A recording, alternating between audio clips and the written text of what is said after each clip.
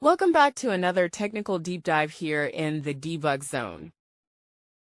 Today we're tackling a big question and breaking it down with insights from other users.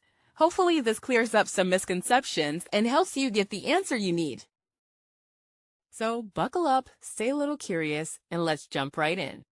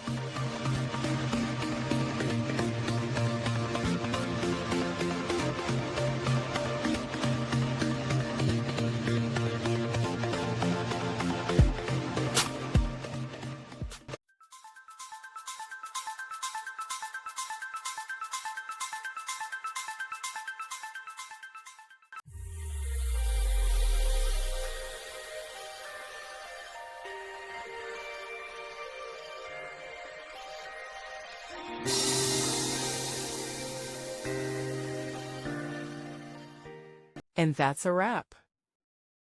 I hope you found the answer you were looking for. If you did, take a second to hit that subscribe button. It really helps out. And let me know in the comments which solution worked best for you. See you next time in the debug zone.